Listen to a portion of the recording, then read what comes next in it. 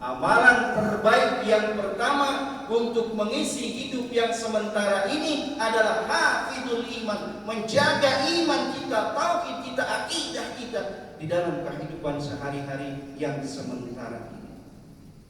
Jamaah ibu-ibu yang sama-sama dimuliakan Allah Subhanahu wa taala.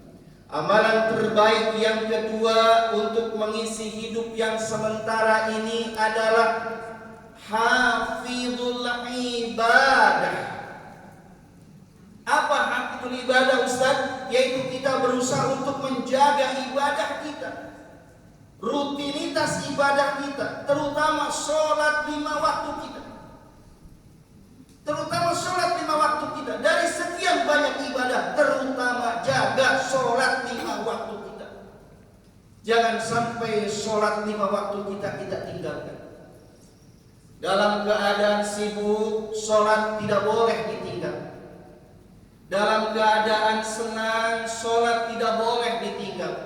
Dalam keadaan susah, sholat tidak boleh ditinggal. Dalam keadaan apapun, bagaimanapun, dimanapun, sholat tidak boleh ditinggal. Maka pertanyaannya adalah, mengapa Ustaz? Apa sebabnya Ustaz? Ibadah sholat 5 waktu itu nggak boleh ditinggal dalam kondisi apapun, meskipun lagi sakit, sesakit parah. Sholat tidak boleh ditinggal. Apa alasannya Ustaz? Mengapa sholat tidak boleh ditinggal? Maka jawabannya adalah bahwa ibadah terbaik adalah sholat. Pahala terbaik adalah sholat.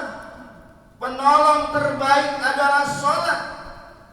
Teman setia di dalam kubur nanti adalah sholat. Tiket menuju surganya Allah adalah sholat.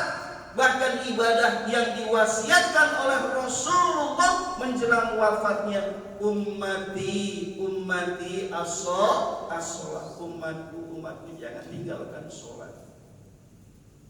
Itulah yang menyebabkan mengapa ibadah sholat itu adalah ibadah terbaik. Dalam kondisi apapun ibadah sholat tidak boleh ditinggal. Karena dengan ibadah sholat, semua dari fadilah sholat yang tadi kita butuh dengan sholat. Bapak butuh dengan pahala yang terbaik. Bapak ibu butuh dengan pahala terbaik, adanya di sholat. Bapak perlu teman setia, tidak hanya setia di dunia tapi setia di akhirat. Bapak butuh, ibu butuh, adanya di sholat. Bapak bercita-cita berdoa sambil menangis di dalam sujud tahajud dan duha sholat 5 waktu. Ya Rabb, masukkan aku ke dalam surga ya Rabb. Masukkan aku ke dalam surga ya Rabb. Ternyata kuncinya adalah di sholat. Miftahul jannah as-sholat. Kunci surga itu adalah sholat. Di antara kebanyakan ibadah-ibadah yang lain, tapi kunci surga itu adanya di sholat.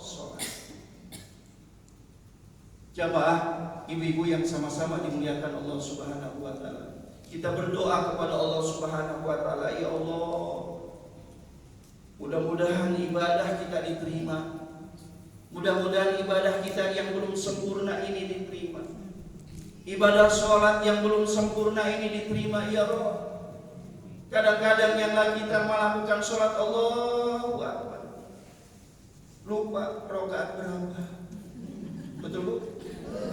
Rakaat berapa ini? Kata Pak Ustaz tadi udah faktor usia. Allahu Akbar. Saking husuknya ibu sehingga rakaatnya lupa.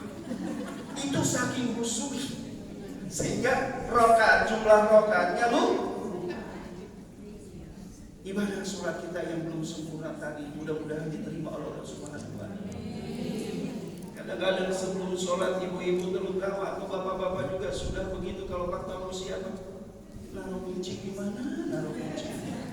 Betul. Sebelum sholat taruh kunci itu di mana? Nanya-nanya gak ada yang pada tahu.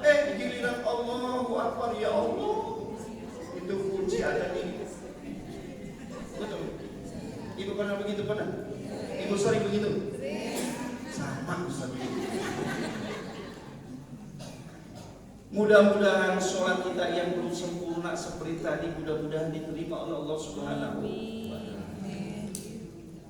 Apalagi sholat kita Bu, bacaannya belum hafal, ditambah lagi artinya Bu, sampai usia sudah 60 tahun arti bacaan sholat pun gak ngerti. Apalagi falsafah sholat, ketika kita takbir Allahu Akbar, falsafahnya apa kita juga tidak tahu. Masih banyak ketidaktahuan kita di dalam memperdalam ibadah sholat. Itulah diri kita sebagai manusia. Ibadah kita belum sempurna di pasal ibadah sholat tadi. Mudah-mudahan belum sempurna ibadah sholat kita seperti tadi pun mudah-mudahan diterima oleh Allah Subhanahu wa taala. Miftahul jannah as-sholah, kunci surga itu adalah sholat. Jamaah yang sama-sama dimuliakan Allah Subhanahu wa taala. Amalan terbaik yang ketiga untuk mengisi hidup yang sementara ini adalah hafidul amal. Hafidul amal, yaitu berusaha untuk menjaga amal-amal kita, amal soleh kita, amal kebajikan kita di dalam kehidupan sehari-hari, yang amal itu kita sadari tidak seberapa kita beramal di dalam kehidupan sehari-hari. Bu, meskipun ibu amalnya kecil, terus ibu kerjakan. Ustaz, saya mah bisa sedekah jariah adanya di hari Jumat.